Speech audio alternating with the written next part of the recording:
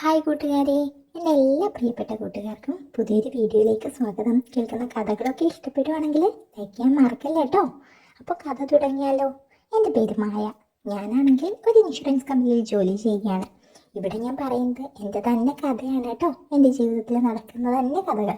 എൻ്റെ വിവാഹം വളരെ ചെറുപ്പത്തിൽ നടന്നതാണ്. ആ സമയത്ത് എനിക്ക് ജോലിയൊന്നും ഇല്ലായിരുന്നു.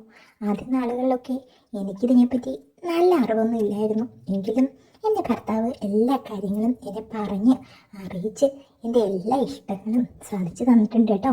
എല്ലാ കാര്യങ്ങളും ഞങ്ങൾ പരീക്ഷിച്ചിട്ടുണ്ട്.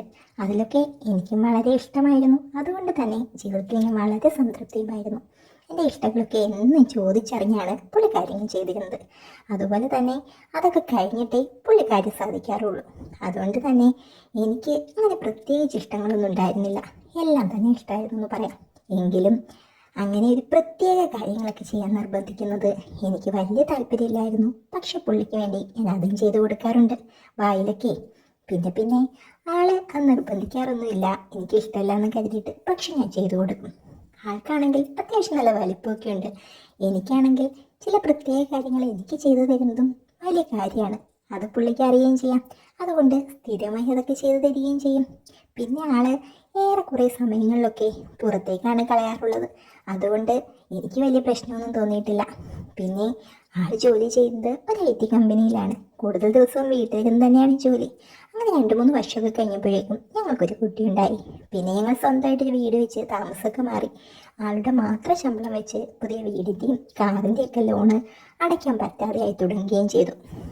അങ്ങനെ ഞാനും ഒരു ജോലിക്ക് വേണ്ടി ശ്രമിച്ചു. ഒരു ഇൻഷുറൻസ് കമ്പനിയിൽ ജോലിക്ക് കയറുകയും ചെയ്തു.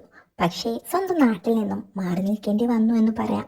അങ്ങനെ മോളെ ആളുടെ അമ്മയുടെ കൂടെ നിർത്തിയിട്ട് ഞാൻ ജോലിക്ക് പോയി തുടങ്ങി. എന്നെ എല്ലാ ദിവസവും ആൾ വിളിച്ചിരുന്നു. എല്ലാ ആഴ്ചയിലും ഞാൻ വീട്ടിലേക്ക് വരാറുണ്ടായിരുന്നു. മോളുണ്ടായതിനു ശേഷം വലിയ താല്പര്യമൊന്നും പുള്ളിക്കുണ്ടായിരുന്നില്ല. ഞാൻ നിർബന്ധിക്കുവാണെങ്കിൽ തന്നെ ഒന്ന് വരും, അത്ര തന്നെ.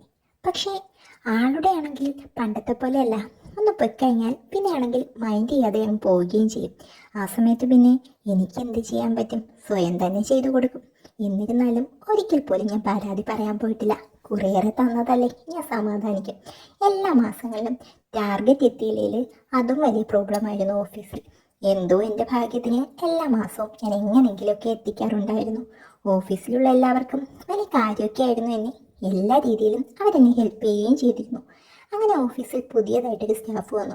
ഒരു 25-26 വയസ്സൊക്കെ വരും. അരുൺ. കാണാനൊക്കെ നല്ല ഭംഗിയും എപ്പോഴും തമാശയൊക്കെ പറഞ്ഞ് നമ്മളെ എൻഗേജ്ഡ് ആക്കി നിർത്താൻ പറ്റിയ ഒരു ചെറുപ്പക്കാരൻ. ആളുടെ വീടും അവിടെയല്ല, ഒറ്റയ്ക്കാണ് അവിടെ താമസിക്കുന്നത്.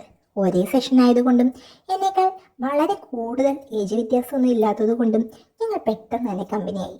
ചില മാസങ്ങളിൽ എൻ്റെ ടാർഗറ്റിന് ഗ്യാപ്പ് വരുവാണെങ്കിൽ അവൻ എന്നെ ഹെൽപ്പ് ചെയ്യും, ഞാൻ തിരികെയും.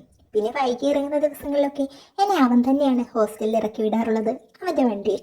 വേറെ നേരം പോക്കില്ലാത്ത കാരണം കൊണ്ട് ഞാനും ഇതൊക്കെ തന്നെ ആസ്വദിച്ച് ജീവിതം മുമ്പോട്ട് കൊണ്ടുപോയിക്കൊണ്ടിരുന്നു. അങ്ങനെ കുറച്ച് ദിവസം കഴിഞ്ഞപ്പോൾ അവൻ എന്നോട് പറഞ്ഞു, എന്നെ എപ്പോഴും കാണാനും സംസാരിക്കാനും ഒക്കെ അവന് ഭയങ്കര ഇഷ്ടമാണെന്ന്. അവനോട് എനിക്കും അങ്ങനെ തന്നെയായിരുന്നു ശരിക്കും. പക്ഷെ ഞാനങ്ങനെയൊന്നും പറഞ്ഞിരുന്നില്ല കേട്ടോ. കാരണം എൻ്റെ ഭർത്താവ്, കുടുംബം, കുഞ്ഞ് അവരോടൊക്കെ എനിക്കിഷ്ടമുണ്ടല്ലോ. നല്ല കൂട്ടുകാരായിട്ട് നമുക്ക് ഈ ബന്ധം ഇങ്ങനെ തുടർന്നു പോകാമെന്ന് ഞാൻ അവനോട് പറഞ്ഞു. അവനത് സമ്മതിക്കുകയും ചെയ്തു. അങ്ങനെ ഞങ്ങൾ വീണ്ടും നല്ല രീതിയിൽ തന്നെ മുന്നോട്ട് പോയിക്കൊണ്ടിരുന്ന സമയം അന്നാണെങ്കിൽ എനിക്ക് നാട്ടിൽ പോകേണ്ട ദിവസമാണ്, വീക്കെൻഡിൽ. അവന് വന്ന് നാട്ടിൽ പോകണം. കമ്പനി വക ഒരു പാർട്ടിക്ക് കഴിഞ്ഞ് വേണം പോകാൻ.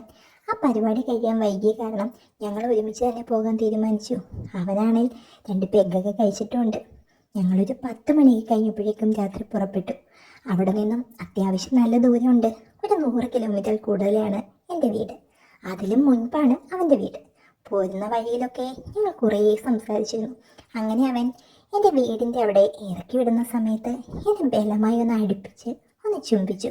എനിക്ക് പെട്ടെന്നൊന്നും ചെയ്യാൻ പറ്റിയില്ല. ഞാൻ വണ്ടിയിൽ നിന്ന് പെട്ടെന്ന് ഇറങ്ങി ഒന്നും മിണ്ടാതെ വീട്ടിലേക്ക് പോയി.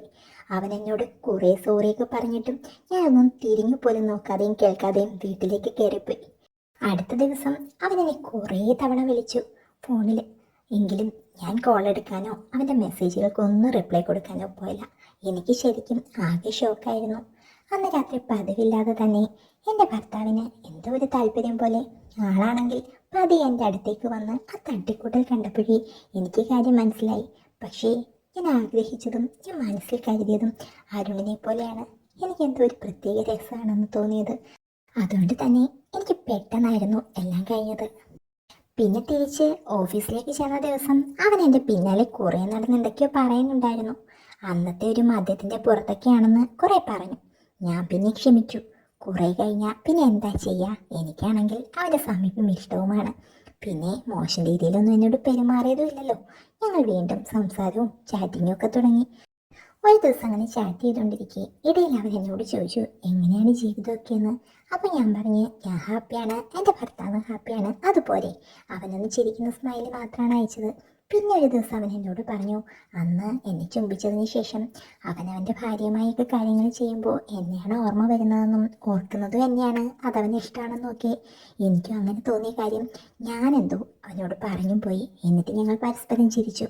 അടുത്ത ദിവസം ഓഫീസിൽ നിന്ന് ഇറങ്ങാൻ നേരം വൈകിയപ്പോഴേക്കും അവൻ എന്നെ ഹോസ്റ്റലിൽ ഇറക്കി വിടാനായി വന്നു. അവൻ ഇറങ്ങാൻ തുടങ്ങിയപ്പോഴേക്കും പെട്ടെന്ന് പഴയതുപോലെ തന്നെ ഒരു ചുംബനം തന്നു. എന്തോ എനിക്കൊന്നും പറയാനും തോന്നിയില്ല.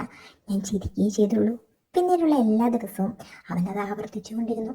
പതിയെ പതിയെ അതിൻ്റെ ഓരോ രീതികളും മാറി തുടങ്ങി. ആദ്യം കവിളിലും കയ്യിലും ഒക്കെ തന്നുകൊണ്ടിരുന്നത് ഇപ്പം പതിയെ പതിയെ മാറി മാറി തന്നു തുടങ്ങി.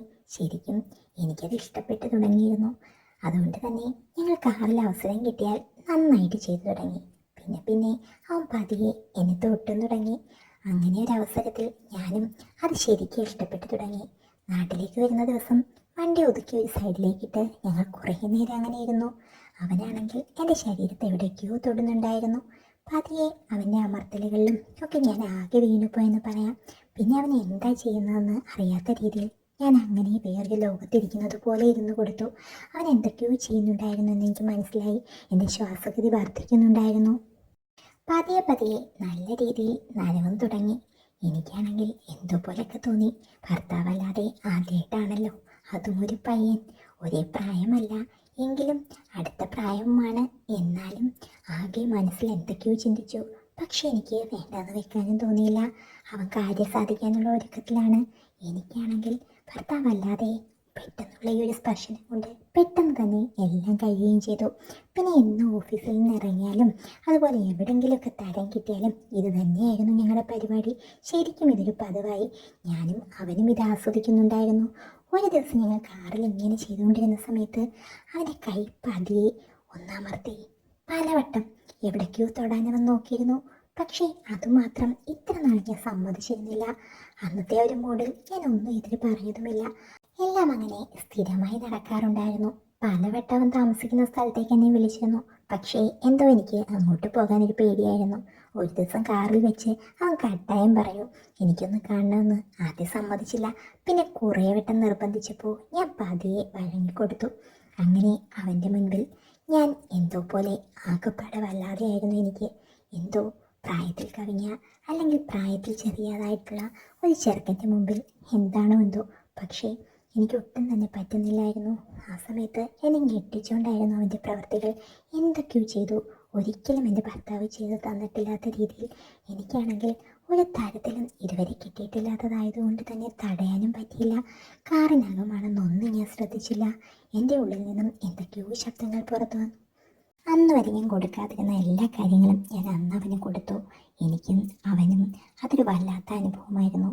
ശരിക്കും പിന്നീട് ഞങ്ങൾ അതുപോലെ തന്നെ തുടർന്നു പോയി. എൻ്റെ ഒരു രണ്ടാം ജന്മമായിരുന്നു അത്. ശരിക്കും പറഞ്ഞാൽ കുറേ നാളായി എനിക്ക് കിട്ടാത്ത പലതും ഞാൻ അവനിലൂടെ അറിഞ്ഞു.